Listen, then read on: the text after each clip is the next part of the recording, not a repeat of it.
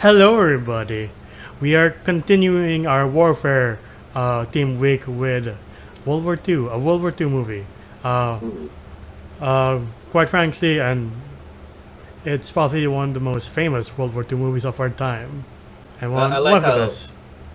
you organized this week with like the First World War, Second World War, and now modern. Spoilers for our next video, but Yeah, yeah, I like how you did that. yeah. Kind of a shame. Yes, yes, indubitably. Yes, and yes, if people say, "Oh, you're missing out on the Vietnam War," we'll And, probably do a special week for that because there's so much Vietnam movies. yeah, and Yeah. we don't release videos daily, so we can't do that right now. That's for another time. Yeah. Uh, But yeah, before getting into this movie, you what was your thoughts or like were you ever history buffs studying about World War II? Was it your like favorite subject topic in like high school or college? Do you have like relatives who served or were under occupation? Like me and John had grandparents who were under Japanese occupation when Japanese came to the Philippines. So what was Yes, sir. your, I guess, what's your knowledge on World War II? Like, did you research it? Did you frequently study it? Damn. Well, for me, my mother's a big World War II buff since her dad did fight in the war. Uh, but the reason why I really got into World War II history or the World Wars or war history was because of you, motherfucker. You kept bringing history books to the bus, and we just flipped through it. And I'm like, look at this, look at that, and then within the years, Call of Duty came out, and it was very famous for being a World War II like video game. And I got engrossed in that, and then I started watching Band of Brothers, The Pacific, and it just went from there. And yes, I watched those before. I fully watched Saving Private Ryan. We should definitely do something on those two series, just saying. Oh fuck yes! I do have HBO Go now, so I would love to just go through those again. I've only seen the Pacific, not Band of Really? No, Brothers. you haven't seen Band of Brothers? No, I plan That's to. like watching the sequel before watching the original. Yeah, that's true. I know, Like, what but the like, fuck, man? I know, but like, I guess since the Pacific's like has something more to do with our side of the war, I was like, I Mm, might as well watch this. I get you there. But yeah, I'm like watching Saving Private Ryan. I think again just watched it through HBO or Star Movies, and I was like, why have I missed out on this? When did Tom Hanks become such a badass? Because I only knew him for like Forrest Gump and Woody at the time Yeah, and Castaway, but now he's this war veteran with PTSD and he's this captain leading this team and he has so much baggage on him and shit. I was like, oh, depth and character. Oh my god. Yeah, so I was like, I think it was like around 2010 when I started watching this fully. Like I seriously sat myself down and just like, all right, watching Saving Private Ryan. But how about you, Hazel? As far as like family history or whatever, my grandfather, he worked for the army building planes for them during World War II. Nice. Um, and my uncle was in the Navy on a battleship. And when the war was over, he actually became a Hollywood actor. Funny enough. Um, and as far as like my own thing with like World War II or whatever, I am definitely a World War II history buff. So there are some people who like make the entirety of World War II like their thing. That is not me. Okay. I have focused specifically on um, the U.S., German, and Russian armies and their weapons. Mm. I don't know that much about like the Pacific Front. Um, so the European theater is really my thing. I saw this either the year it came out or the year after, depending on whenever it went to like HBO or whatever it did. Mm. So I didn't see it in theaters, but I did see it like when it went to the premium movie things. And I remember actually I have it like in my head like a picture of like the setting around me when I very first saw it. Me and my mom watched it together, and we were just sitting down to have dinner when we put it on the TV. So, the very beginning scene with the beach and everything, there's this one scene with this guy, he's like has his guts out and he's screaming for his mama, Yeah. and we're sitting there eating spaghetti, right? So, you know, that might make someone's stomach churn, the similarities between the two. But even though I was 12 or 13, depending Yeah. on when it came to HBO or whatever, it didn't bother me at all. I was completely unfazed. Um, and I really love this movie and World War II, which is why I like World War II video games and stuff too, because, armies and the weapons and stuff. Yeah. Yeah. Um, well, for me, I used to. I still kind of am a very big history buff, and like used to listen to stories of my grandpa telling about how life was like under Japanese occupation, and he had a couple of buddies who actually witnessed the Bataan Death March.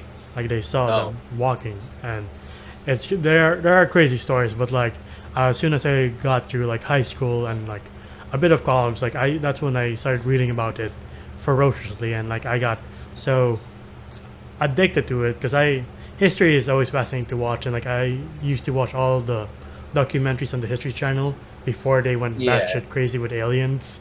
Uh, And pawning. yeah, but like I didn't discover this movie through them. I discovered this movie through like my favorite recommendation for movie reviews or movies. Watch mode. Yeah, watch mode or something. Like I've never seen this movie, and I like World War II so much. So, like I looked up like HBO's schedule for like that week, and I was like right on time. I was like, oh, it's tomorrow, Mm-hmm. and then I sat down and watched it.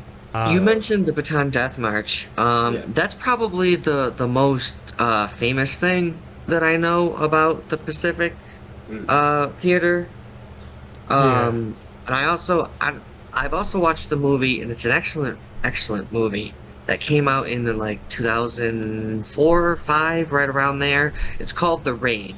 Now I understand that there's like some type of Asian movie, The Raid and The Raid 2, and I don't know what Yeah. those are about, and they're newer, and I'm not talking about that whatsoever. Oh, okay.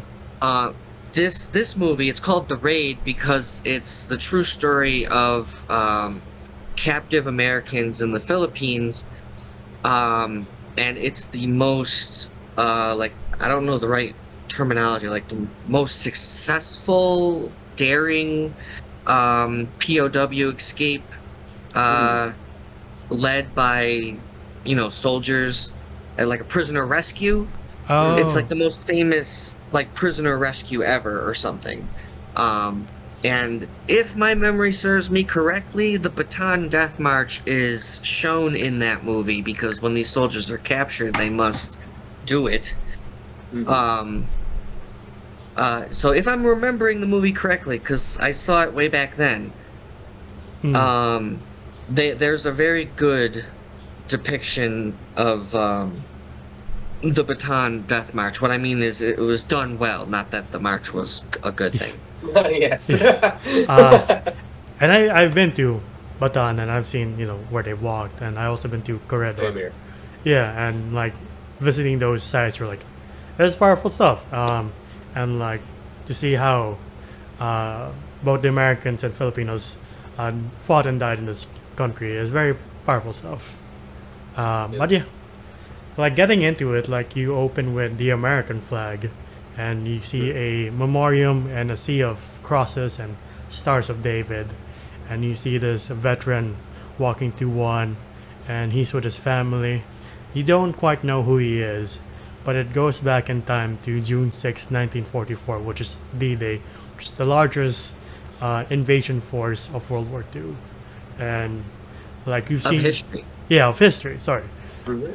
and we've all seen pictures, but like uh, seeing them go in their amphibious assault vehicles. I don't know what you quite call them, but you meet Captain John H. Miller, who is portrayed by Tom Hanks. You also see Sizemore, and you see all the men who are nervous, are trying to stay calm as they can, but they're peeing, they're vomiting, and Captain Miller is issuing orders, and he says, "Well, I'll see you on the beach." And the moment the ramparts open, they are cut down by German machine gun fire. And like, if you see or listen to like veterans reacting to this movie, a lot of them say this is the closest approximation to what it was like. I was gonna say, like, Yeah, playing, it absolutely is. yeah, and, like playing World at War, Call of Duty, we do get that scene, like us storming a beach, people getting gunned down. It does not have the weight that this movie put, like how this movie put it. These people, Now, if you're like at front, you have no chance of coming back. This is horrible. Like once you get into like, oh, we can't go forward, we have to jump off the side. Now they're getting dragged down by their own bags and like their own their stuff, their equipment. They're pretty much dragged down to the sea, and I'm like, this shit's rough. Yeah. The only cover that they You know- have is those sticks things at the side of the beach. I don't know what you call them. Yeah. as much as I love Call of Duty, and y'all know I love Call of Duty, I have to give credit to the first World War II, like D-Day Normandy invasion representation to Medal of Honor. Medal of Honor Yes. was the first game to do it, and it was it was produced by DreamWorks Pictures, which is what did Saving Private Ryan. So it's a Steven Spielberg game essentially, and Tom Hanks because they co-own it.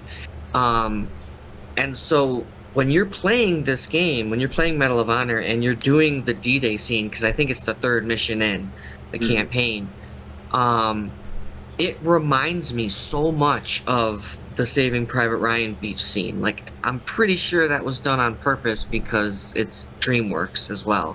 Yeah. It's so good. Yeah. Yeah. And like, you see very horrific stuff. Like, you see men on fire. You see the one guy who lost his arm and he's just wondering where it is. And He just picks it up and just walks along. I was like, man's that's probably in shock. yeah. Yeah, that's shock. Yeah. Yeah. And well, we also see that spaghetti scene that Hazel mentioned a while ago. Yeah. Yeah. And you see like Tom Hanks trying to save as much men as he can. Yeah, the one dude That's- is dragging and then he explodes. Yeah, like he blows up and then Tom Hanks is just carrying a half of him. I was like, the man probably had a minor wound too. Not really minor, but like probably had a gunshot, but now his legs are gone. Yeah. Like, before we go on, like knowing this is a Steven Spielberg movie is so like wow, I can't believe he did this. Even though he did like Schindler's List like a few years before this, like it just shows how good of a director Steven Spielberg is. And like, Yeah, the fact- like you try to look for Mel Gibson's name in the credits, but he's nowhere to be seen. Speaking of which, Well, you see, the funny thing is that Steven Spielberg, when he was still a kid, when he was young, right, just dreaming about being a director, these are the types of movies he made in his backyard. World War II movies. yeah. God. Yeah, it's funny you mentioned Mel Gibson because since they were hoping to get Tom Hanks, but the other options were Mel Gibson and Harrison Ford. I am happy they got Tom. Yeah, sure. Yeah. Like, okay, since we're here, I gotta say, if they pick Mel Gibson or anybody who's like gruff and known to be these action movie stars, it would have not worked for me. Like, okay, it would have been another World War II movie. Yeah, I mean, Mel Gibson, he has that one Australian war movie. He has the Vietnam War movie, We Were Soldiers. Yeah. Mad Max. He's a big action guy. Having Tom Hanks, this sweetheart of a man, be this veteran captain, Yeah, puts more like shock to the audience, more than if it was, like Harrison Ford or Mel Gibson. yeah. Then we expect them to be tough and gruff. Yeah. With Tom Hanks, you're Yeah, and just Harrison Ford already fought the Nazis. yeah, Yeah. face ones too. Yeah, and it's funny that because those movies were also directed by Steven Spielberg. Like, he has a thing Yes, for sir. World War II. And like, before going back to the beach, like, this film has such a look to it. Like, I don't know what you call a saturated look, because like the cinematographer wanted to make it look like a 1940s newsreel, so that's why it looks like this, which is Okay. brilliant. But yeah, And there's also a lot of this movie is also, as far as like how it's shot, it's predominantly shot with a shaky hand cam to give you the feeling of being a soldier with this unit going Mhm. through their mission. Yeah. yeah. And then you meet some of the characters of the squad. Like you meet Wade, who's the medic, and like you feel bad for him because he's trying to stop the bleeding on this one guy, and he's like, "We got it," and he gets shot in the head. The guy he's trying to heal, and you're like, "Oh You gotta god, love his reaction. He's like, God damn it! Yeah, and at one Like- point he uses another dead body Yeah, to he- shield the wounded. Yeah. Which I would say at that situation, no morals are like, just do it. just yeah." Like, what can you do? Yeah. And then they make it past the ramparts or like the high part to get to where the bunker is, and then that's where you meet Jackson, who's this Bible preaching sniper. Like, I like this guy. I love this guy too. Yeah. This guy's the crack shot of the team. Yeah, Such a badass. I never heard Bible scriptures ever been this badass. Yeah. Like, you know, just him shooting Yeah, while very- reciting it. Barry Pepper. Yeah. yeah, yeah. Yeah, and then him and Tom Hanks did Green Mile as well. Oh, Right. Damn, that's we another. gotta do that. Yeah. I like just prepare tissues when we do that. But yeah, Yes. and like I like how like when Barry Pepper or Jackson saying his prayers, like you pan to like other troops, like hoping to whatever God is listening, like please get me out of this situation, or like the chaplain issuing last rites to the dying, and like this is the only comfort I can give you. I'm sorry. No, in fact, you're going to a good place Yeah, while you're here. yeah, And me being me, I can't help but see the parallels of Jackson reciting these Bible messages and, you know, like seeking his skill from a higher power. It automatically makes me think of Jedi channeling the Force. Yes. Yeah. Yeah. Like it's kind of like Donnie Yen from Rogue One. It's kind of like that. yeah. Yeah. Yeah, those are Guardians of the Will. Like you're talking about, like Chirrut was the other one. But yeah, the guy who was always like, you know, I'm one with the Force. The Force is The with Force me. I is forget with his me. damn name. Yeah. Same here. Yeah, him. Yeah, so him and Chirrut, because Chirrut's just, you know, with him in his journey. Oh no, that is Chirrut. I'm thinking of Baze. Anyways, I'm sorry. Both of them are known as Guardians of the Will, WHIL, which is the will of the Force. So they're Yeah. Guardians of the Force. Yeah. And then they get to the bunker, and you see, again, horrific stuff. Like, you see the American soldiers executing surrendering German soldiers. You see them use a flamethrower, which is obviously nowadays banned from modern warfare for a reason, because that is such a horrific weapon. Like, I have heard stories from, like, my grandpa's surviving buddies of that usage of that weapon. We're like, Jesus Christ, I hope no one ever uses it. It's not just flame. Yeah. The thing sticks to you. Yeah. It's like glue on fire. It's That's- napalm. Yeah. Yeah. So like you can't just like do that and it'll be out or roll. It's Yeah. still on you. If it was like a true just like flamethrower, that it was just fire. Yeah, like with like I a spray think- with a lighter. Right. Yeah. I think it would still be allowed in combat. I don't know, obviously, but napalm has been banned, which is why they don't use it anymore, because that's what it is. Yeah. Yeah. And then there's a cease in the fighting, and you kind of get to calm down. Like, you see Sergeant Mike collecting different soil. You see Vin Diesel giving Mellish the Hitler Youth knife, and him breaking down because he is Jewish and he knows the gravity of his people Now suffering. it's a Shabbat a la carte, huh? Yeah. Wait, what'd you say? I said now it's a Shabbat a la carte. Oh. Yeah. Oh, okay. It's Yiddish. Yeah, That's what he says before he breaks down crying. Yeah. yeah. Uh, And then you pan to the carnage and you see one soldier whose last name is Riley. You're like, sorry, Riley, Ryan. Ryan. Yeah, Yeah, the dead one on the Yeah, beach. Sean. yeah. And then you go back to, I guess, America, where you get the letters of like your son, your father, your brother was killed in action, and one of the people was like, "That's funny. They have the same last name. I could have sworn that other guy also had the same last name." And she checks, and she's like, "This is not good." Yeah, because like these kids, like these men are related, Yeah, and this one mother is gonna get what 3 letters of her children dead. Yeah. Like, And then they, yeah. Yeah. They find out that and then, there's and then one they more. bring him to Heisenberg. yeah, Oh yeah, Bryan Cranston was here. yeah. For a small bit, you're like, "Huh." Yeah, like who's this character who has one missing arm? Like, I want to know. I want to know what Bryan Cranston's doing here. Right. And then you got to George C. Marshall, who's like, we gotta save this guy because Yeah, this last one. Yeah. Like, we can't do this to Yeah, her. he's the supreme leader of the Allied force. yeah, And like, of course, we get it. We can't just pull a soldier out of war.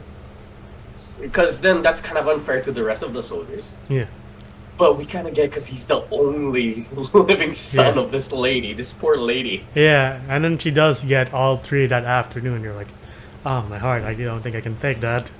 Mhm. Yeah, I'm not exactly sure like if it's law, but I know that it is definitely military policy that if you are the last living son of your direct family line, like if you were in with your brothers or whatever, Yeah. your other family, and you're the last surviving member, that you will be sent home to preserve the family line, like if you're a guy.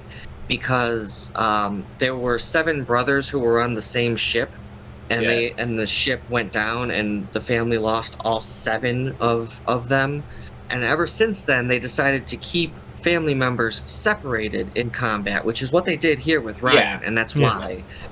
But I know to this day, like say, like men start getting drafted, and their name comes up, but they're the only son in that immediate family, they can actually use that to say that they're not going. Like if they don't want to go, they can get out of the draft for that reason.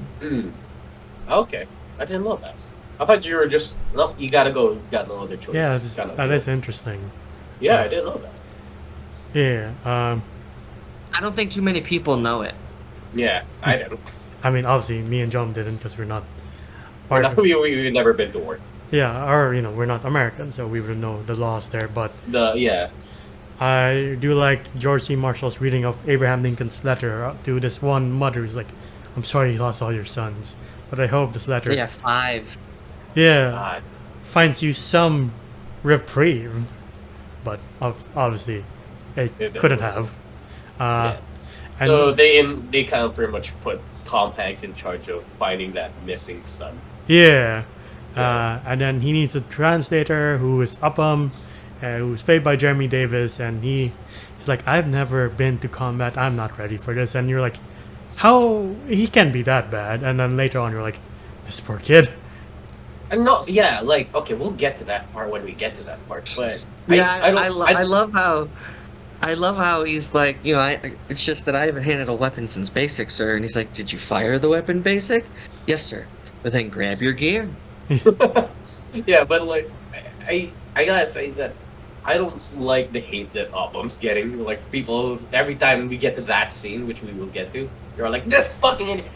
This kid hasn't been in a lot of combat. Yeah, You can't give him this for being nervous and scared.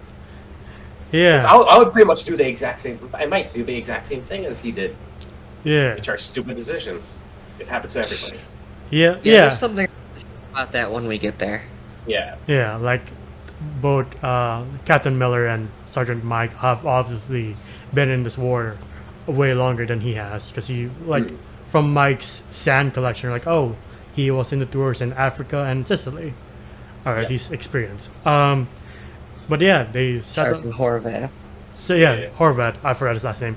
Did you know the actor Tom Sizemore was almost put on the spot to be fired immediately because he had a heroin addiction, and Steven Spielberg was like, it's either you kick the habit, or if you fail any drug test, I will fire you immediately and I will reshoot all your scenes. I don't care how many days it Oh. takes. Well, I actually that's- didn't know that.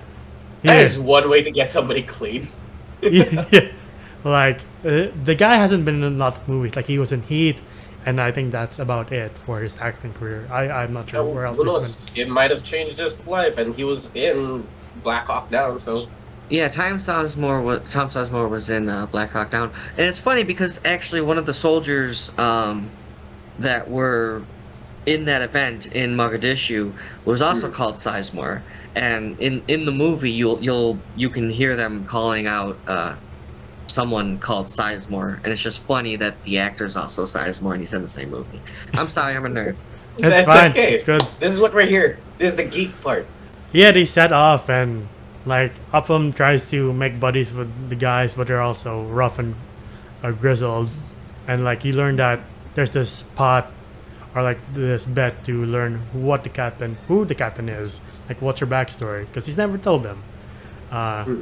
But it's placed brilliantly later on. But like the question comes up, like, why are we doing this? And then Captain Miller's like, think of the guy's mother, and Ray-Ban's like, everybody's got a mother. Yeah, that's yes. Well, maybe not the captain. I mean, yeah, maybe not the captain, but But The yeah, rest he has of us a got wife. mothers. yeah. Yeah. Yeah, and I do like it that Tom Hanks' character has a lot of mystery to him. You're not gonna get a lot of backstory from this character, but you get it. You know, Yeah. like keep it like mysterious, which kind of entices you to be connected with the character. Yeah, and then they go to this village where they meet Paul Giamatti's character, who Stroop is pinned down while they're searching for Ryan, and they decide to help the unit, but they meet a family, and the father's trying to give his daughter away for safety, and Caparzo, who's played by Vin Diesel, is like, well, it's a decent thing. Family. Yeah, family, exactly. Sorry. Family. Yeah. Like nothing's more important than family. Yeah, and he tells Captain Miller, it's like, it's a decent Reminds thing me to of my do. niece, sir. Reminded me of my niece, sir. I couldn't help myself because family. Alright. Drives off with his charger. But Captain Miller's like, we're not here to do the decent thing, we're here to win the war. And like before Caparzo can say anything, he's shot by a sniper. And like saying what Jackson says, like he already hit the ground before he heard the shot. We're like, oh shit. I guess So he this was is very far away. yeah. Like I guess this is Vin Diesel's Yeah. end. Yeah. I really like the depiction of of that, right? That the sniper is far enough away that the bullet hits before you hear the shot, because that's very, very true to real life, and it's also an important detail because it can give you some approximation of the distance the shot was fired from. Yeah. Like how many seconds until you heard the shot once the person has been once you see the bullet, Yeah. But I do like it that what was his name? Private The Jackson. sniper? Yeah, like that's where I would be. Yeah. And you see like this tower. Yeah. And Yeah, the he church goes up. tower. Yeah, and I was like, yep, sniper against sniper. I always love seeing this shit. Yeah. And like he takes him out through the scope. Like if you ever played Sniper Elite, like I've tried to do that shot. Like I just can't get it right. Man. Well, it's actually an impossible shot in real life. Yeah, I it can would imagine. be impossible because for a sniper scope, it doesn't have just a lens where your eye is and a lens on the end. There are multiple lenses within this metal tube, and the bullet would never have a chance of coming out the other end. Yeah. Yeah. And it's like a 1 in a million shot, which was done in Vietnam. If you all know that story, you've seen History Channel. There was a documentary about that. but this is more of like a chance. He can't do this on purpose. Yeah, I do like the detail of it's like the German sniper just looking and then flash and then pong. Yeah, once he gets an eye on Johnson, it's already too late. Jackson. Jackson, sorry. But between Jackson finding the sniper and him firing the shot, Caparzo dies trying to hand the letter to Captain Miller. Wade. Yeah, sorry, Wade. Yeah. And then Captain Miller's like, this is why we don't take kids. hmm And yeah, you could say that he's kind of like doesn't have any like sympathy for Vin Diesel's character. Nah, they just need to move forward, or else somebody else will be the next Vin Diesel. And like, just to teach them a lesson, like, this is the mission, you can't go off on it. And like, I do like the kid's reaction when she gets back. She's like, why, Dad? Why do you Yeah, make she me-" starts hitting her dad, and I'm like, yeah, why? If I was that kid, I would have been hitting my dad too. I'm like, you son of a bitch, why did you get me away? Yeah. Like, I get why the dad did it, but at the same time, you're like, that's not the smartest move. But you're not in a very normal situation, so what is rationale? What is the smartest move? Yeah. I do like the scene where Paul Giamatti's character like tries to take a rock from his boot and the wall collapses and they're in the standoff. They're just like, hello? He does not listen. He does not try to get just a rock out of his boot. He has to get the hitchhiker out of his boot. What does that mean? Yeah, what does that mean? I was Oh, thought it was a rock. is Hitchhiker just a rock?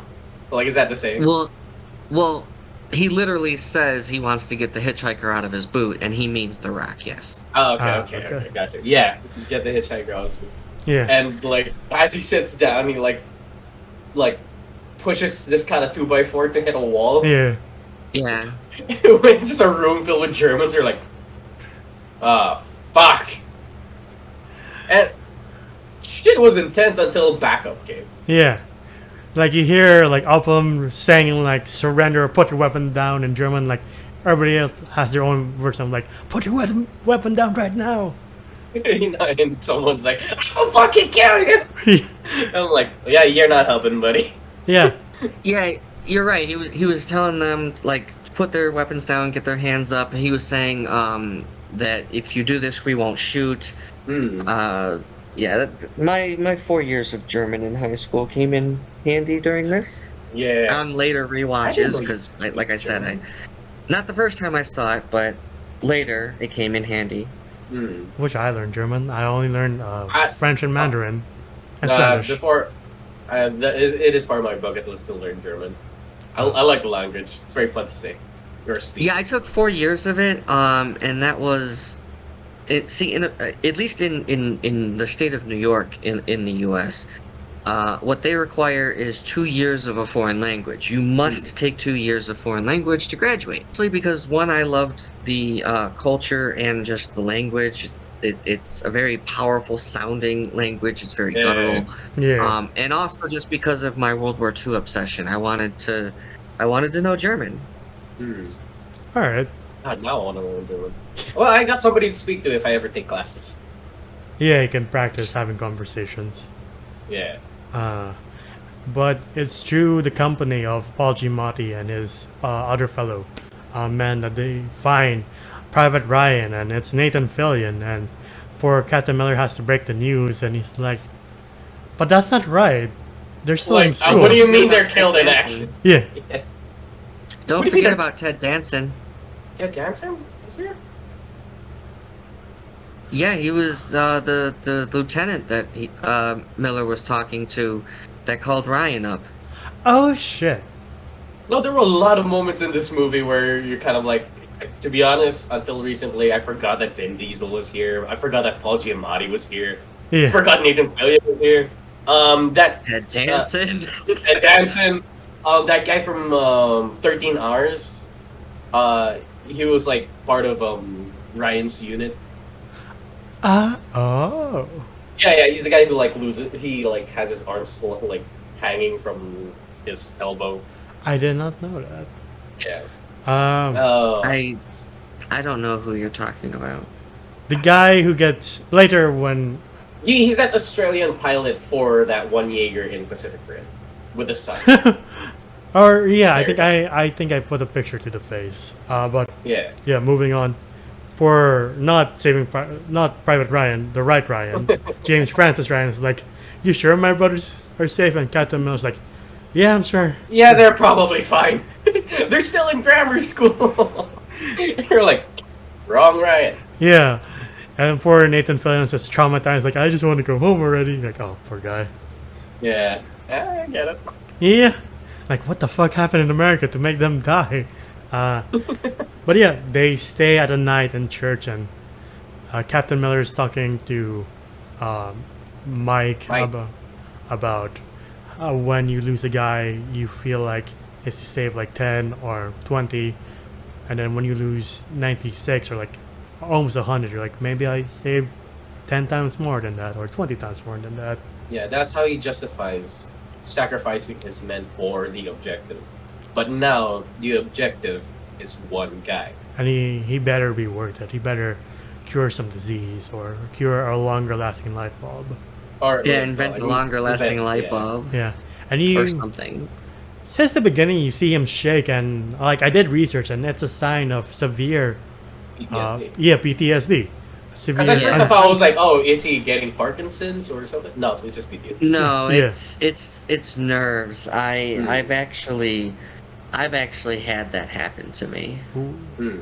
Yeah, if y'all didn't know, Hazel has served. Yeah, She was part of the army. yeah. And then you cut to the rest of the men, and Wade is talking about trying to go to sleep, or the best way to try to go to sleep is staying up, and tells the story of his mom. But A he's lot of brilliant dialogue here. Like, Yeah. just a lot. By the way, I don't know if you noticed, yes, when it's like downtime and they're all relaxed, that's when Tom Hanks' hand shakes.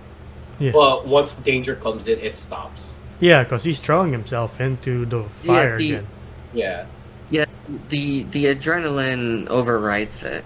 Yeah, and I love that piece of detail which we got later on to the movie where he sees his handshake and then he looks into the distance and he sees a tank. And I'm like, that is a really good piece of detail. I love that shit. Yeah. Wade tells the story of like sometimes I would pretend to be asleep when my mom came home early, and I don't know why I did that. Mm. Oh, she I just know wants what to you're talk. talking about, John.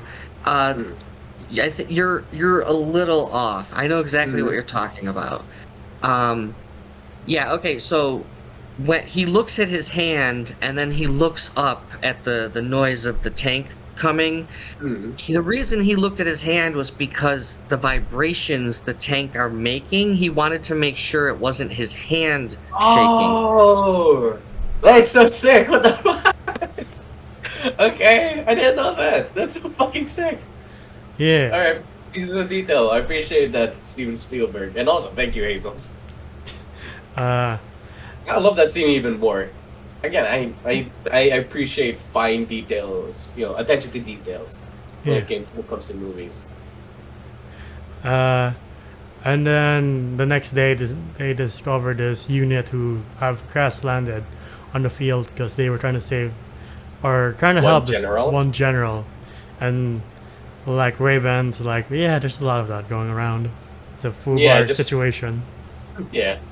And what was the saying of FUBAR? Like, fucked up beyond all repair. Recognition. Yeah. Recognition, sorry. Or recognition, yeah. Yeah. I love that. That's still said today in the U.S. Army, by the way, FUBAR. And and the reason why they crashed was because, well, one of the reasons why they crashed was they put metal, like heavy metal plating to protect the general while they had the jeep inside. Yeah. So it was Just almost one man. just one guy, and pretty much made the plane impossible to fly. Yeah. Yeah, because they didn't tell him until he was taking off. Yeah, so I was like, it almost broke. Nearly broke his arms trying to keep it level. Yeah. Yeah. Also, I realized the guy, the pilot, the actor at least, was also in 7. Yeah, he was the Yeah, the I've guy, the seen that sex actor in guy. a bunch of stuff. Yeah. Like He was- when we get to Yeah, that they're like, movie, we'll yeah. get to that. Yeah, but this is not that movie. But I do like when they're going through the dog tags. Like eventually, Wade was like, "I don't think it's a good idea." Sorting through the names of their dead brothers. While, yeah, like the Well, airborne that's were because looking. they were treating them like poker chips. They were having fun with it, right? Yeah. Which, to be fair to them, is something that you do when you're in war just to get levity in a situation. Yeah. It's not that they're all horrible people that they don't care about their fellow dead soldiers. It's just what you do. It's how you cope. Yeah.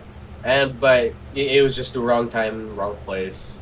Yeah. And the airborne soldiers were just looking on and just like, God, that's how many people we lost. Probably I knew one of them.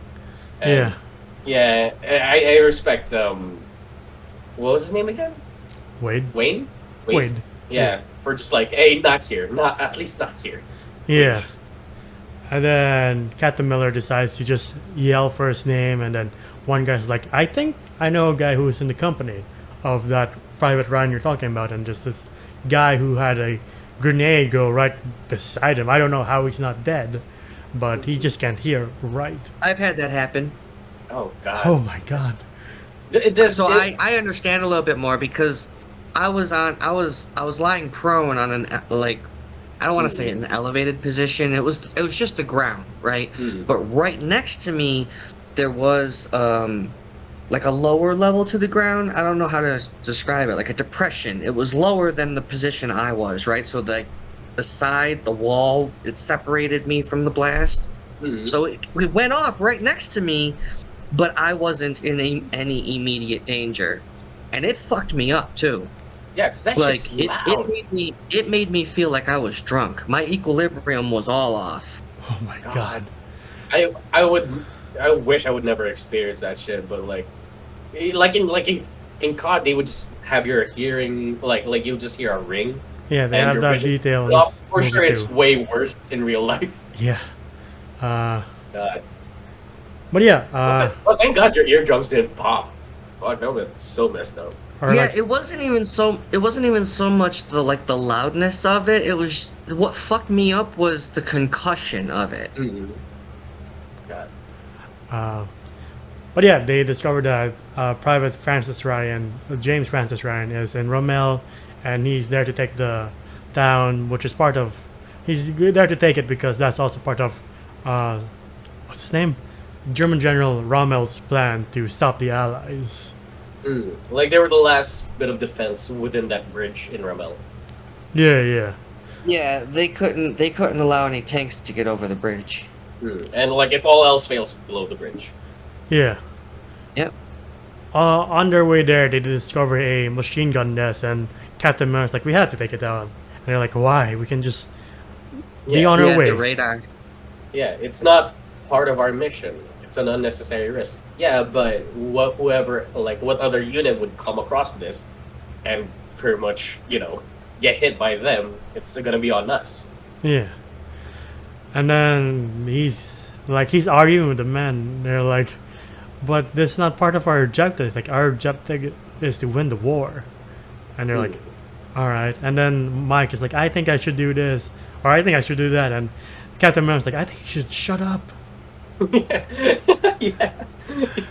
Oh yeah, like you can't run that fast. Yeah. Oh, I'll take the left. How about you just shut up? Mm-hmm. Just follow my orders, god damn it. And I do like how they play this scene. You don't see it fully. You don't get a clear perspective. You only on- see it from Upham's perspective. Yeah. Yeah, which is our lens into this world. Though when Wade was like, "I'll take the left," I'm like, I don't know why I have a bad feeling about that. With Jackson. Yeah. Yeah, Jackson said he'll go left. Yeah. Yeah. And Yeah, you Yeah, only it- see the aftermath. yeah, like you hear explosions, you see itty bitty bits of firefights and somebody pretty much beating somebody to death. Yeah. And then you get the Throwing aftermath. a nade, catching a nade, throwing it back. Yeah. Yeah. Well, I think that was Wade. The one that like they threw a grenade.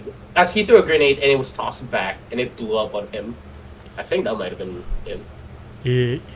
No, I I always thought that was Horvath, because like whoever got the grenade thrown back at them, like it didn't hit them. Okay. Hmm. All right. But yeah, Because he's Wade was shot. yeah, Oh, yeah. okay. Okay. Gotcha. But yeah, speaking of which, you see the aftermath where Wade is bleeding out profusely, and the men are trying to save him. But he is the medic, so they're like, can you tell us what Tell to us do?" what to do. Yeah. Tell us how to Yeah, fix tell us you. how to fix you. It is rough to Uh, see, like him coughing up blood and just bleeding everywhere. You're like, oh my god.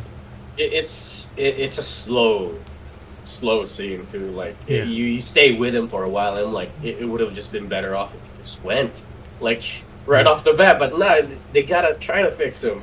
He's in And- pain, and it's like just put morphine in me. I'm like, God damn, Yeah, this shit's li- heavy. And since he is a medic, he's like, can you lift my legs? I need to know if I can still feel them, or I think I've been shot in the liver. Like, oh my god. And Yeah, then and like they're like, can you see like what's on my back? If is my spine like shot? yeah, And he was like, there's a hole, and it's the size of an acorn. I was like, ah, damn. and he died. Exit holes are always bigger. Yep. Yeah. And then he dies calling for his mom. We're like, oh, Jesus Christ. Mm-hmm. And this is the part where the team almost falls apart, where Yeah. they have this one German like POW, Yeah, and they're like, oh, yep, dig your own grave. You fuck. You're the only one who yeah, survived. yeah. he's colloquially known as Steamboat Willie. Really? This is like, Yeah, I I felt think- bad yeah, for the but- guy when he's like, but I like America. I like America, Betty Boos. Yeah. And Mhm. he's doing like a lot of references, and I'm like, Go fly kites. oh, fly kite, oh, say, can you see? Fuck, And I was like, fuck Hitler. Oh, say, can you see? Like him, yeah, Oh, fumbling. Him fumbling like say. words. It's Yeah. funny, but at the same time, you're like, this guy is desperate. Yeah. Like And it him is going, sad fuck to see. Hitler. Like, this guy is doing everything he can to stay alive right now. Yeah, and him, like, Tom Hanks seeing that, oh shit, this company's losing all humanity as Yeah. what they're treating this guy. But before that, Captain Miller goes behind the pillbox to break down because he's only human. And it is a powerful scene. You're like, the weight of what's happening just comes down on him, and he's like, I just lost another man. And trying to Yeah. find Private Ryan. This mission is exactly FUBAR, or ridiculous right now. But yeah, the company, as you said, almost breaks down because Raven's like, oh well, since you let them go, I'm leaving. And Sergeant Horvath's like, no, you follow your captain's orders, otherwise I'm gonna shoot you right here, right now. Yeah, and then them just having this dispute, and then they had the dialogue of the poll for the captain, like how long can he live? Like that's such a horrible bet, but okay. Yeah, No, the poll on the captain was people were betting to know Oh, like, what's where his he was from backstory? and what he did. Oh, Yeah. It wasn't a death poll. yeah, it was. okay, Just okay, if you can figure out what his backstory is, this is how much you get. But yeah, yeah. he does say like, how much is the pull now, Sergeant? And he's like, huh? 300. Yeah. Yeah. They're like, what are you talking about? How much? Yeah, because Oh. they didn't know that he knew about it. Mm. Yeah. And then he says like, I am an English teacher. I teach English composition. I have a wife. and Thomas Alba Edison High School. yeah. I have a wife back home. And like, I don't know Private Ryan. He's just a name to me. I don't care. But if saving him earns me the right to go back home, this mission is worth doing. Mm. And I like And- how that is the point of the mission for these men. That he Yeah. hammers that in. And they kind of saw the human side of their captain already when they were like looking for Ramel on the map, and you see Tom Hanks' hand Mm. shaking as he holds the compass, and all the men are just looking at him. Where this is not our captain. This is a victim of war now. That they see him shaking. Yeah. as PTSD You know, sets in. there's a little detail in that scene when he's looking at the compass and all the men are seeing his handshake, Mhm. and then Miller realizes that they're not even paying attention really to what he's saying. They're just looking at his hand, and then he turns, to all of them, and the camera cuts to the people he's looking at, and when he turns to Sergeant Horvath, he just gives him like this, little knowing smile, right? Like it's, like we know, sir, we get it. We still have faith in you. It says so many Mhm. things, just the little smile he gives him in Yeah. this moment, it's like it doesn't matter that your hand is shaking. We're still with you. You're still our leader. We still respect you. We're going to die for you. Mm. Like it says so much, the little smile, and I love that detail. Mm. You already know that they were close friends. They grew up together too. Yeah. Yeah. And then after burying Wade and the other paratroopers, they go to this field where they see an Amtrak coming towards them, and they take cover, but out of nowhere they hear gunfire, like who's doing the shooting? And then after they kill the people inside the Amtrak, they discover 3 men, and they're like telling their names, and one guy goes, "I'm Private Ryan." Right. He's like, "Excuse me? First of the 506. James What are they Francis like? Ryan?" And he's like, "Yeah." How'd you know that? And you see the rest of the men just like, "Oh." There you fucking are. Yeah, which is funny because one, like I don't think I remember reading something that Matt Damon wasn't the first choice. It was Edward Norton, but he had to do American History X, and so they got Matt Damon because he was introduced to Steven Spielberg while he was filming. Good Will Hunting. Thank you, Good Will Hunting. Oh, okay, that makes sense. And Robin Williams was like, "Hey, I want you to meet someone." There's Matt Damon. And weeks later, he gets a call. Matt Damon gets a call from Steven Spielberg saying like, "Hey, do you want to be part of this movie?" Mm. Uh, And yeah, the movie's named after him, but we get him like 3/4 of the movie. yeah. Yeah. Uh, Yeah, like more like 2/3 of the movie in. and I'm sure Hazel knows about this, but like, the main group, the actors, with Tom Hanks and Tom Sizemore, had to do basic training to feel what it's like to be a soldier. But Matt Damon wasn't part of that. He had his own thing. So when he comes on board, there's some sort of like resentment among them. We're like, "Oh, are you special?" I say it helps. Yeah. Yeah. No, that's the thing. I feel like that helps with their acting because they're like now they feel exactly how the soldiers feel in that same situation. Yeah, Like, why are you so fucking special, you piece of shit? Why are we saving you? yeah. And then, You mean from amongst the actors, right? Yeah. Yeah. Yes. Yeah. Yeah, I mean, I can definitely understand that. Yeah. Especially like if you're putting yourself in, like you went through this training for this movie, and you're putting yourself in a military mindset. I can see 100% how they could feel that way towards Matt Damon if he didn't go through any type of like combat training or anything for this role. But it also, in defense of him, makes sense because of what he's actually doing on screen. Yeah. yeah, He is not part of that company. He has no ties with any of the men there. He is special because they're trying to get him home. yeah. It works really well with the situation that they're in. But Captain Miller does have to break the news, and it's such a heavy load to place on someone's shoulders to be like, "Hey, all of your brothers are dead, all of them." And he's like, "Oh, okay. Oh, but you're going home. Why? What makes Yeah. me special?" Like the same question this man are asking Captain Miller. He's like, "Yeah, why am I special? Why can't I stay with my men?" And he's like, Yeah. "What about your mom? Is that what I'm supposed to tell your mom? You tell your mom, my mom, that I was here with the only brothers I had left." We're like, Yeah, and you could see like, man, we lost 2 guys trying to get here, yeah, and it's already taking a toll on us. Please just go. Just come with us already. Yeah. Excuse me.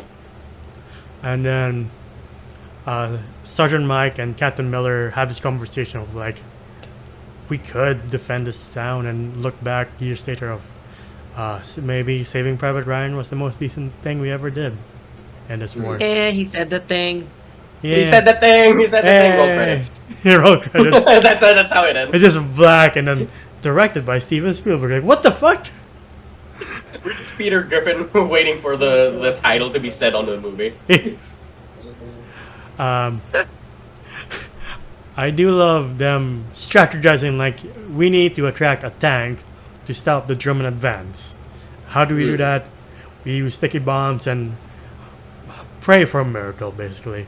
Because we are just how many versus waves upon waves of enemies trying to defend their territory. I do love the calm before the storm, where Upham and the rest of the company he's like translating the German song, and like Raven singing the story of It's a It's French French song. French song. I'm confused. me and Hazel have the same fucking accent. Sorry, I should have recognized it as French because I have taken it. But yeah, Raven tells the story of like his girlfriend reminding him of like if you ever have lose faith or hope of why you're fighting this war or why you want to come back home, and these are the reasons, and it's her bra size. It wasn't his girlfriend. It was somebody else's wife. But okay. Yeah, it was sung by Edith Piaf, which was a very famous French singer at the time, prior to the war. I do love the story of Private Ryan telling like I can't remember my brother's faces to Captain Miller, and he's like, you have to think of a context. Like you can't just randomly think of their faces. You have to think of a moment specific- in Yeah. time. And yeah, he tells them about the story of them in the barn and the laughs that they had before. And that was a day before one of them got deployed. Yeah. And I was like, I can do this monologue. Go ahead then. you want to go nuts? Oh wait, now? Right now? If you It's want been to. so long since I've done it. You put yourself on the spotlight. Alright, damn. Alright. This one night, two of my brothers came, woke me up in the middle of the night, said they had a surprise for me. They took me up to the barn in the loft, and there was my oldest brother Dan with with hellish Hardine. I mean, picture a girl who just took a nosedive from the ugly tree and hit every branch on the way coming down. And so Dan's got her shirt off, right? And he's working on her bra, and he's trying to get it off. And all of a sudden, Sean just jumps out, "Danny, you're a young man. Don't do it." And so Ella Chardine, she hears this, she screams. And so she jumps up, tries to get running out of the barn, but she's still got the shirt over her head. She goes running straight into the wall and knocks herself out. So now Danny, he's getting so mad at us, he starts coming after us, but at the same time, Alice is over there unconscious, got a way to wake her up. So he grabs her by the leg, and he's dragging her. And at the same time, he picks up a shovel, and he's going after Sean, and Sean's saying, "What you trying to hit me for? I just did you a favor." So this makes Dan even more angry. He tries to swing this thing, he loses the shovel, goes out of his grasp, and hits a kerosene lantern. The thing explodes. The whole barn almost goes up because of this thing. That was it. That was the last Dan went off to basic the next day. That was the last night the four of us were together. That was 2 years ago. That was fucking nutty. Oh my god. Hazel, what the fuck? That was amazing. That was so fucking good. Oh my god. Also love the end of the scene of like, so can you tell me about your wife and the bushes? And those rose bushes, bushes. yeah. No, I just saved that for me. And you gotta love it. Yeah. Man of many mysteries. Yeah. Literally until the very end. And like, And it meant a few words too. Well, yeah. But the battle does start. because Jackson does cite the troops moving in, and like there are complaints that this battle, it's not as exciting as the beginning, but like for me at least, there's so many more stakes. So I'm like, but I know these people by now. Yeah, So- you got connected. Like before, they were just the people on the beach. You don't know them. Yeah, you're They just like, were- oh my god, they're all dying. They were Cannon Fodder 1 and Cannon Fodder 2. I'm like, Yeah, you see, that was done intentionally, right? Because in the Mm. very beginning, the Normandy scene is only 20 minutes long, and Yeah. Normandy lasted for hours.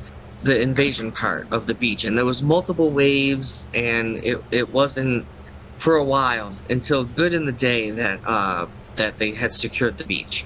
And so this final scene in Ramel is an hour long, right? So we're Yes. watching it for an hour, and so the way they wanted to shoot it was basically, or at least edit it the way we saw it was in real time. So we didn't know them. A very long invasion scene only lasted 20 minutes, right? But now that we know them and we're connected to them, and there's a lot hanging on the line here because they finally met Saving Private Ryan, they have to get him out, but he won't leave, so they have to do this, right? Steven Spielberg wanted you to feel every moment of this very last battle, and so that's why it was shot in real time. Yeah. holy shit. And And- like everybody has their duty. Like Upham has to resupply Mellish with ammo.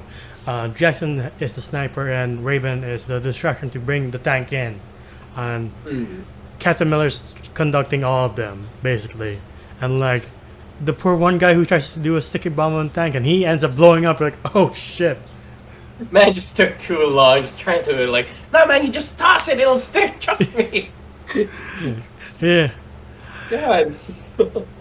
And Jackson's taking out people left and right, and they eventually do get the tank to stay where they want it to stay. But like all this time, like Captain Miller's like making sure like Private Ryan is safely beside him, and so is Ray-Ban. He's like, we went through so much. If you die, God help your soul. I love that scene where Raven, like, he has his knee on his back, and he's like, "Get off of me!" And he's like, "I'm fine too, sir." Yeah. Because like Tom Hanks comes in and like, "Are you okay, Ryan?" And then Raven's like, "I'm fine too, sir." Because Ray-Ban sees I love the it. door to the tank. He's like, no, you're not dying on my watch. Yeah. Yeah. And like Mellish is running out of ammo slowly, but keeps getting pulled away of like duck and cover and stuff like that. You're like, I hope he makes in time, but we'll get to Yeah. that. But And yes, yeah, we are at that part with like Upham, who is very hesitant to move a lot of the time. So you're like, Yeah. if that was me, I would have run. No, you would have not. When there's a gunfire and a tank like probably 50 feet away from you, you would have not put yourself out in the open, just ready to be shot, just to put ammo in somebody else's gun. yeah. And then we get the first major death, which is Jackson, who's taking people left, right, and center. But he misses a couple of times, which I guess gives away his position to this tank, and he sees it move its turret, and he tells the soldier in front of him to get out, but it's too late. He gets blown up, and Captain Miller and Upham see it, and Captain Miller's like, shit. Yep. Uh, And that was the start of a shit ton of deaths. Yeah, because Mellish and the other guy is running out of ammo, and Upham still hasn't moved yet, but they hear footsteps coming up, and they're like, Upham? And the guy shoots, and then you hear someone collapse with things around him. We're like, I hope. Like yeah, you hear like somewhat kind of like Yeah, you hear like the ammo belt. the ammo belt like shake, and we're like, oh fuck, they shut off him. Yeah. But no, the guy gets shot in the throat. You're like, Jesus Christ. And this German soldier comes rushing in. He gets shot by Mellish, but another one comes rushing in, and they have fist battle. And then they're rolling over the guy whose jugular has been pierced. Like, yeah, that's not an easy death. It's not a quick and easy death. By the way, this guy was huge. Like this German soldier was like, fuck. Yeah. Yeah, and just in case you missed it, I only assume this because you didn't say it. Mhm. And just for anybody else who has watched this movie, hopefully you've watched it if you're watching this. Um, the reason why Melis shoots the one guy and then like goes after the other one instead of shooting him is Mhm. because you can hear the distinctive ping Yeah. of the Garand firing empty when the start with a B. Damn it! It's not called a fuck. Well, it is Bayonet, kind of bayonet. called a clip. Not Oh, a no. bayonet. No, Alright, I thought you were saying bayonet. no.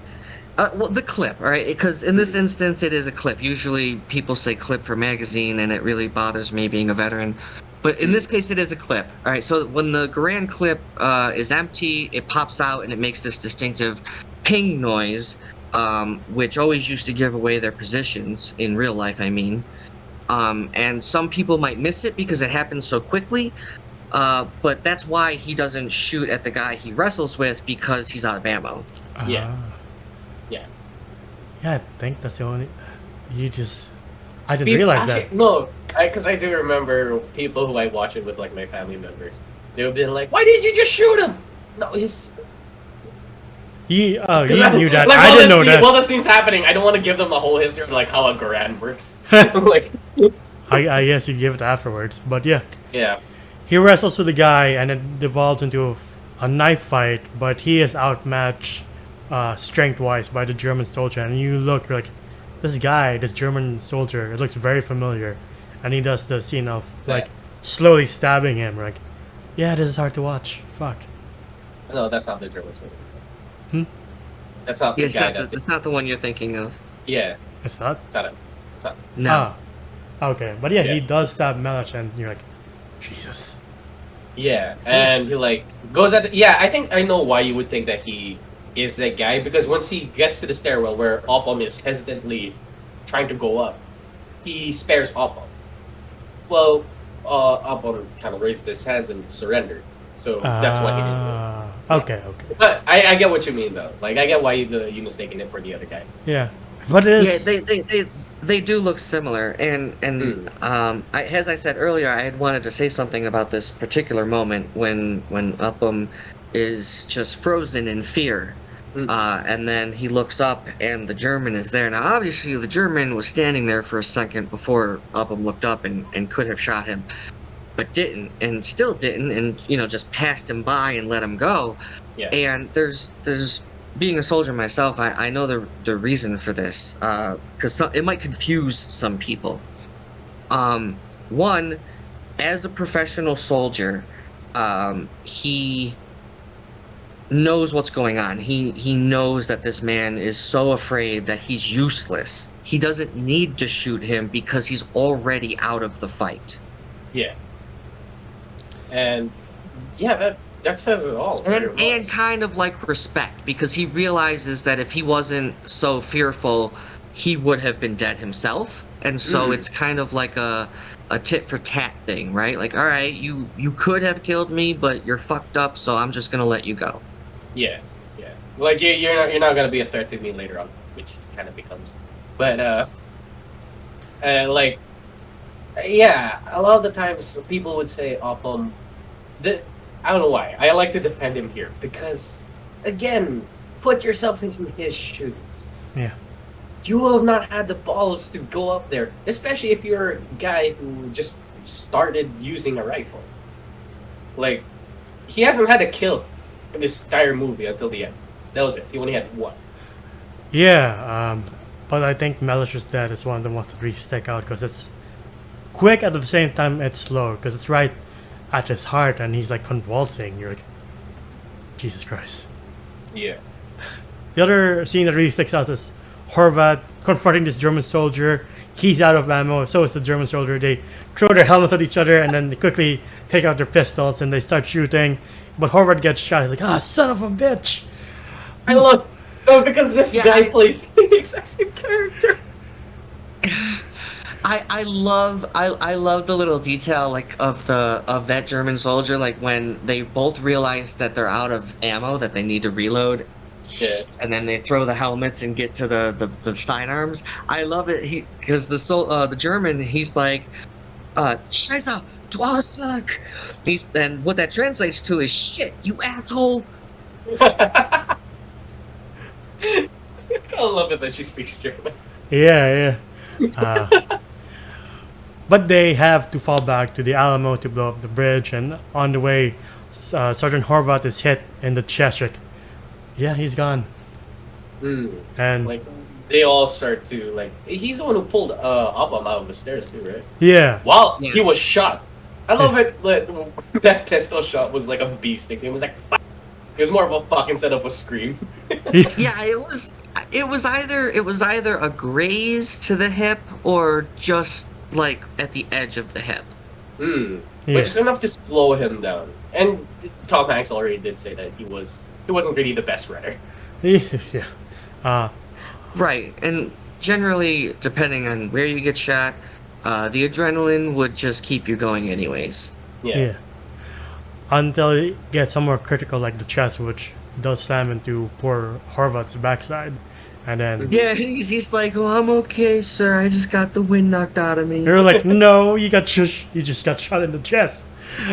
But You're supposed to have a wound, like a hole in the middle of you. and then Upham is left behind, and he sees the German soldiers firing. The guy that shoots Captain Miller is not the guy he spares after Wade dies, right? Yeah, it is. It is. It is. Oh, okay. Yeah. The guy they spared at the radar machine gun station nest was the guy that kills Miller. Yeah, because he does say Upham. He recognizes. Okay. Yeah. Yeah. But yeah, like the tank blows something up. I don't know what. Well, just a wall beside Yeah. like Tom Hanks. yeah. And Horvath's dead. Private Ryan is like screaming, like, I guess this is the end. And Yeah, and the only one fighting left was Ray-Ban. And I'm like, yeah, oh, don't you dare Ray-Ban, kill yeah. Ray-Ban. We're like, please. No more deaths, please. speaking of no more deaths, Captain Miller gets up to try to blow up the bridge, but the German soldier shoots him. Like that moment, I'm like, what? Yeah, because first time watching this, you would think that, wait, aren't you the old guy who's looking over the graves? Like, no, that ain't him. Like, unless there's a medic immediately stopping the bleeding in your chest, how are you that guy? And then, Yeah, because he was shot in the shoulder. Yeah. yeah. And then sees the tank coming, and you get the famous scene of him firing off his pistol, trying to make logic of the situation. Like, in his mind, his last few moments of life, he's like, I know this doesn't make sense, but I'm gonna give it my all. Yeah. But he's And Well, you see the end result wouldn't happen, which is the tank exploding from him firing his .45 caliber pistol at it. And you see the look of surprise on his face before it's revealed to be a bomber, a tank destroyer. yeah, But also, it's kind of, you're right. It's like his last stand, right? Like he's gonna go out fighting and not just sitting there dying. But also, I think, right? I don't know. I think that he was just trying to shoot one of the Germans like through the small gaps no little that like, you can yeah. like shoot the driver or something. But yeah, like you do see that he was ready to fight tooth and nail, like to the end to get this objective done, and at least get some like take some with him, you know. yeah. And yeah, the bomber comes in and there's a sense of relief, like backups here, we're okay. They're starting to take out the extra German soldiers. Upham takes out that one German guy, Yeah. and lets the others go. They're just like, are we good? I was like, the fuck you do? yeah. Yeah, and I love that scene with Upham, not just for the glory of it that he kind of gets his redemption in a way, but also because of the German he's speaking, right? When he jumps up, he says, "Hände hoch, die Waffen niederlegen, die Waffen niederlegen," which means hands up, drop your weapons, drop your weapons.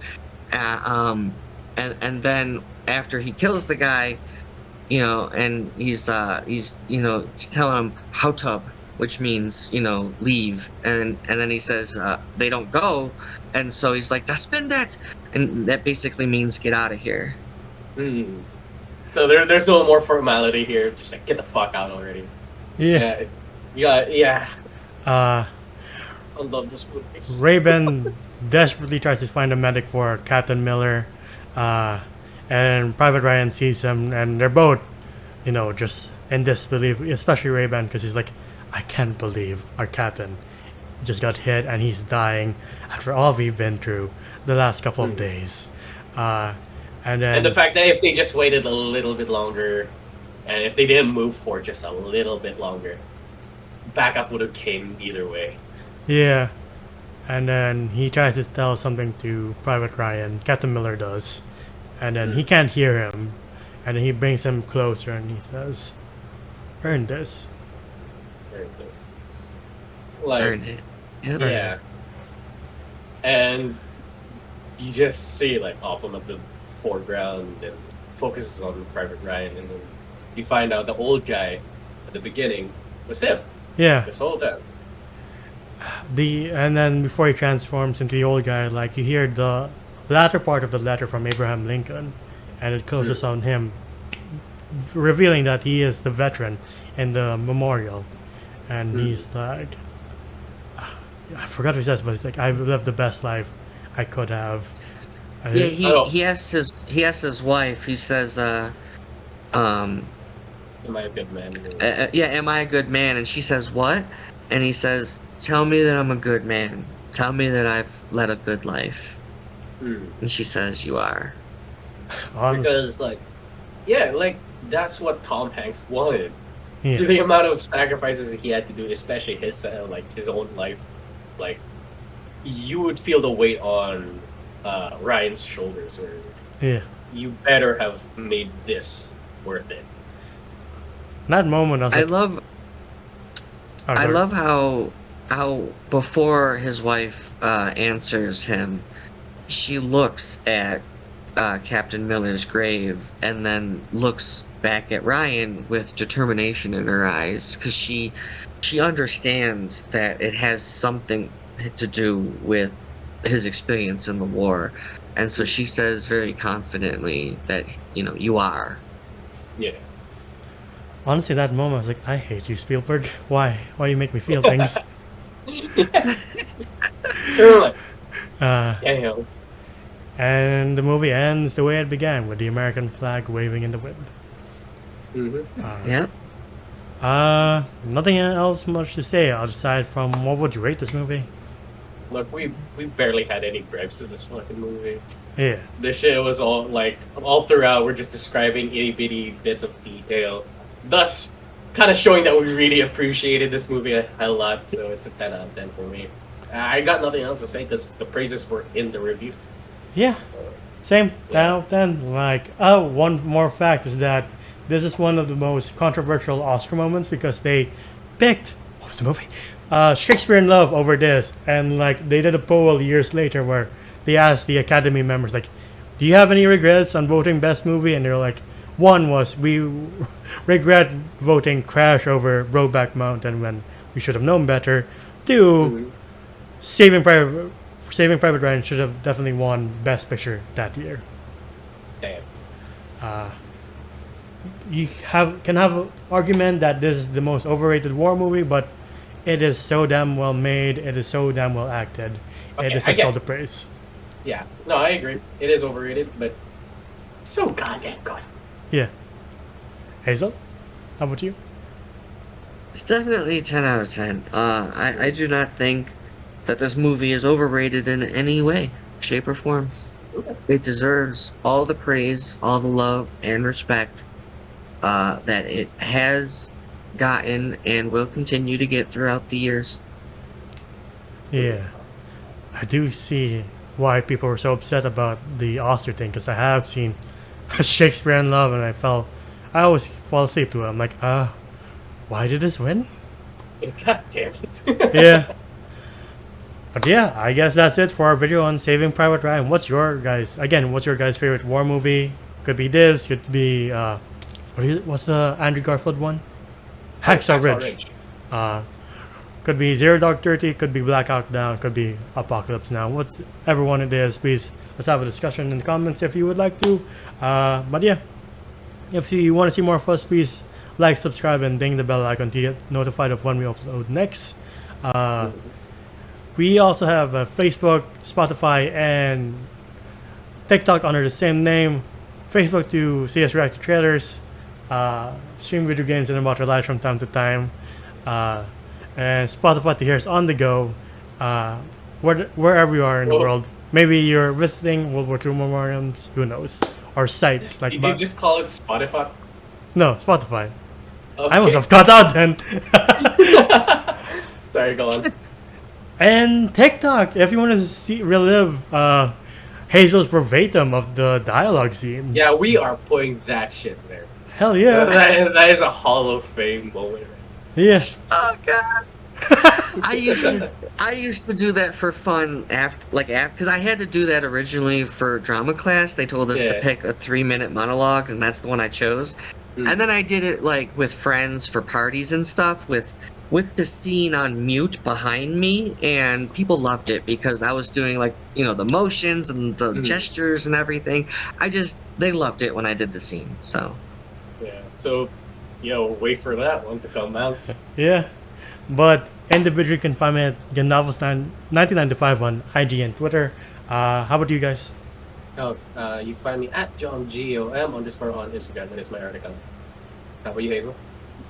for Instagram and Twitter, it is Sapphire Hazel 7. The 7 is the number 7, and then YouTube and Twitch is just Sapphire Hazel.